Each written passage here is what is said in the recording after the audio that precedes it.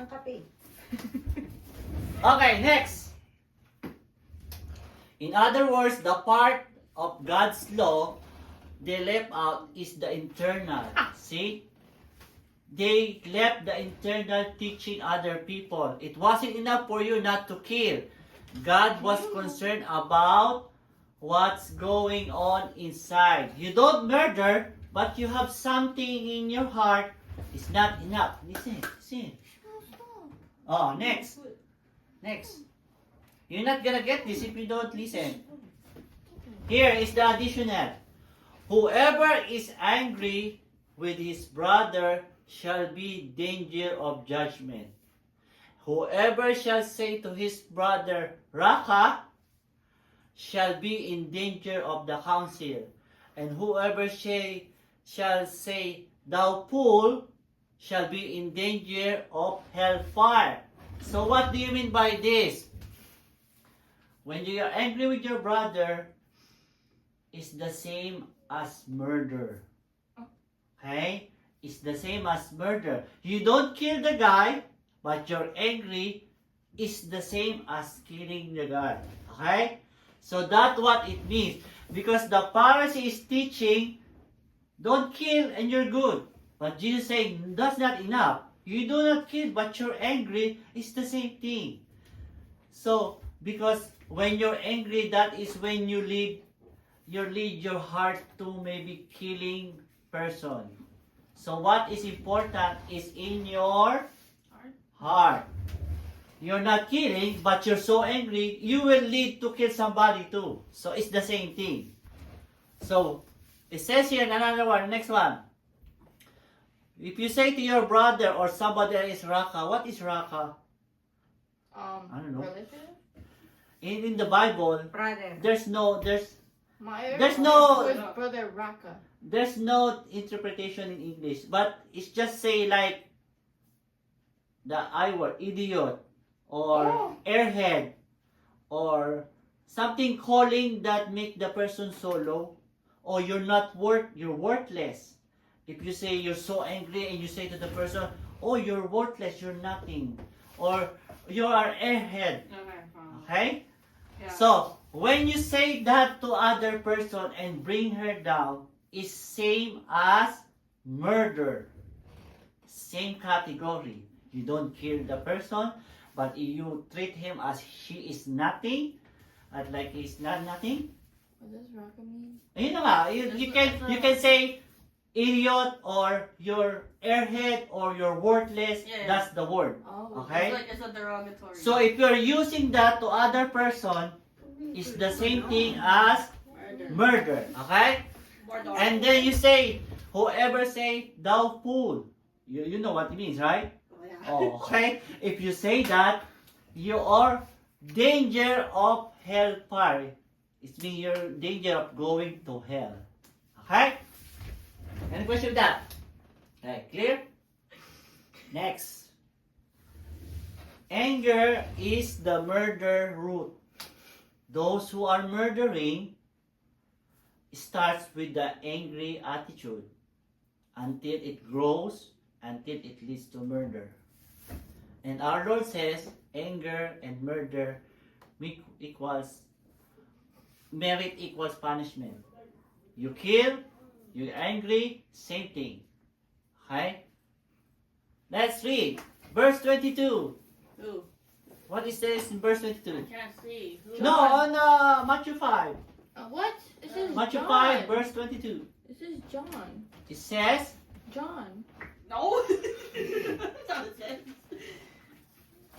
I already read the But other one. say to you Oh my that God. if you are angry with a brother or sister, you will be liable to judgment.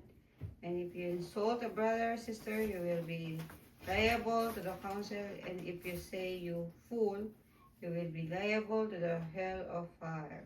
so we avoid this this attitude or saying, because if you make fun of it, it says in the Bible, it says same as murder.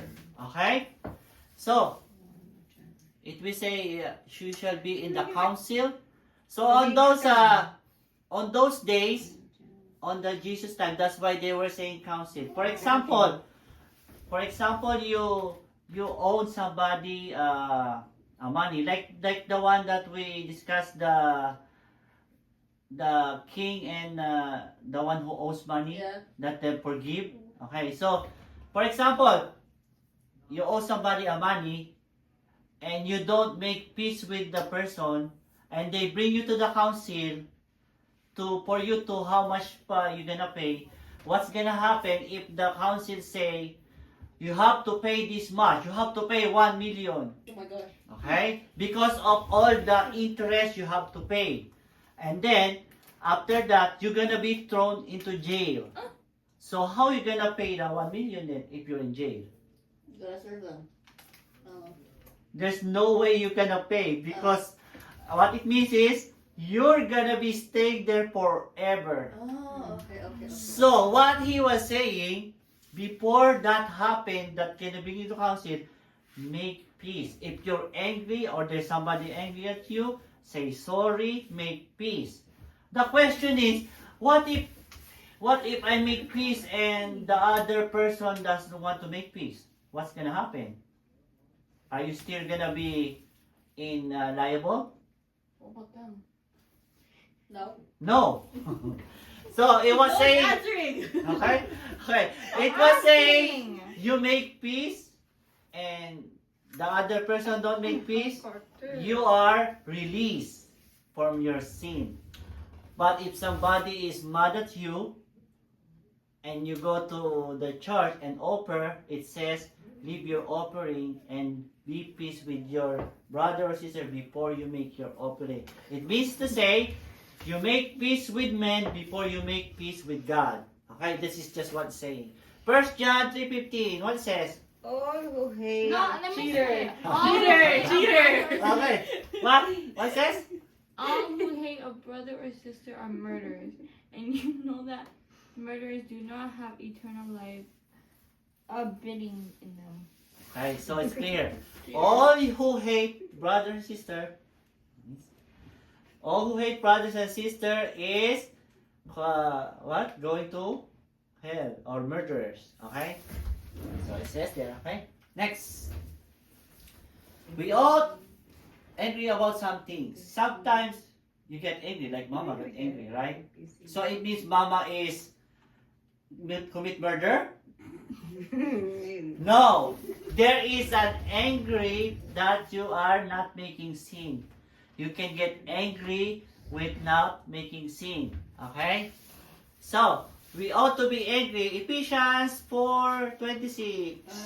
Ask me. Get away, I'm Mom. not be Hey. angry, but do not. Hey, yo. Oh, sige, sige. Yeah, do that. Okay, go na, go. Anger. Oh, yeah, you're getting, hey, you're getting angry. Oh, dali. Hey, if you're not angry, read it. No. Oh, you're angry? Oh, dali na, continue. Read na, Suriel. Read. Suriel. Go. Read, Suriel, go. Uy, basta. Go, hurry up. 1 hour. Be angry, but do not sin. Do not let the sun go down on your anger. So what it means?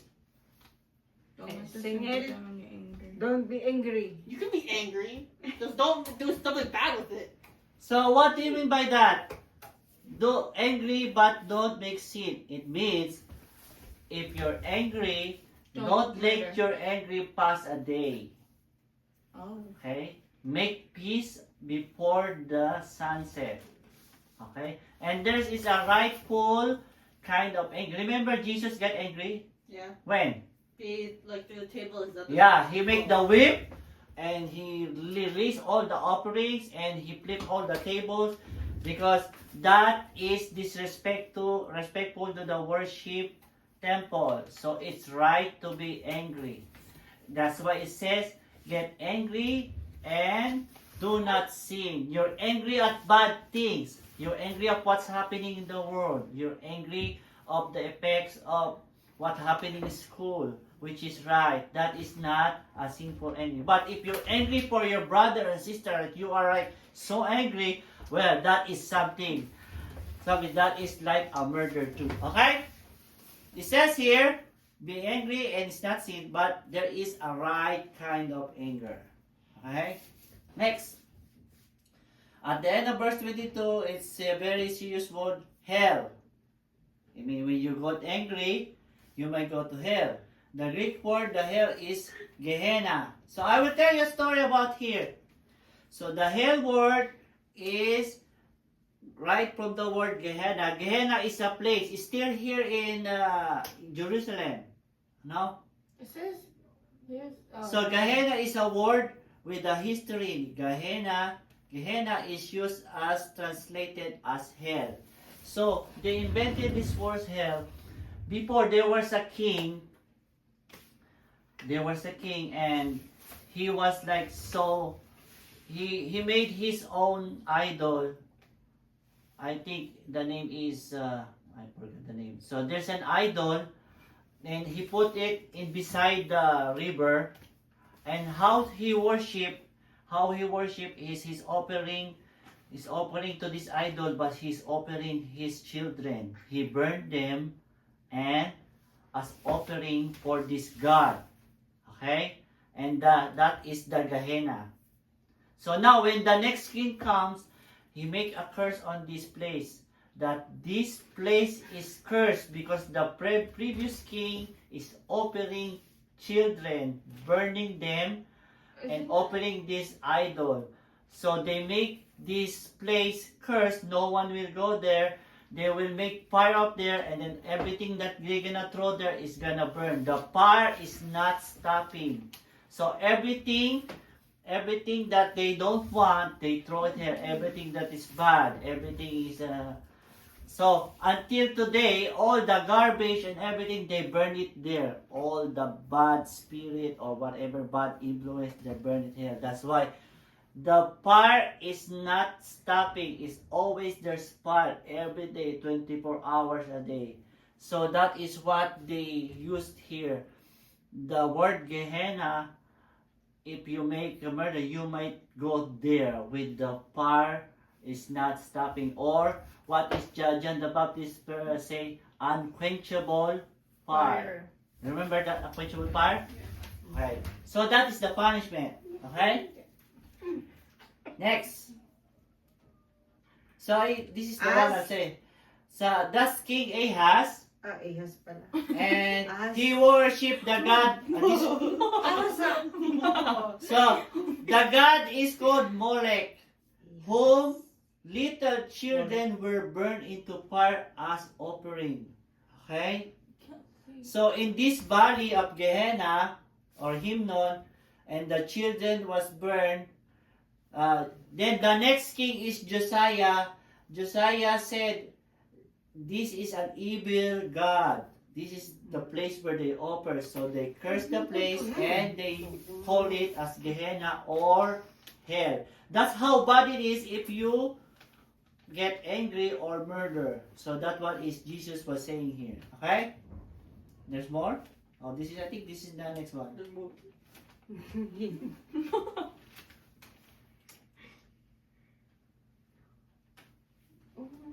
Oh, let's continue this next one next time, okay? Alright. This is the last slide. Okay. Any questions? Hindi po. So one more thing. Wala po. One more thing. It was said that you can tame all animals, lion, you can tame even snake, right? Yeah. But the one that you cannot tame, you know what? Human? Human? No, you can tame human. I don't know about that. I don't know about But that. some human can be tamed. You know what you cannot tame? Your tongue. Your tongue is hard to tame. When you're angry, your words are going there, you cannot stop it, right? It hurts people. It's sharp.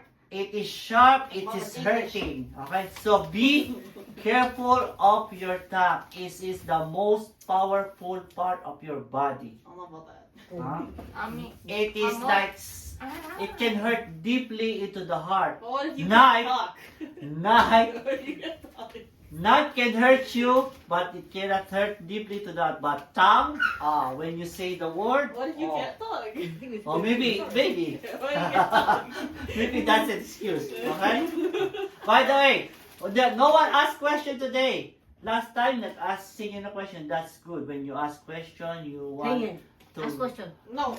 you want to learn more deeper. There's two kinds of students. They don't ask question or they ask question.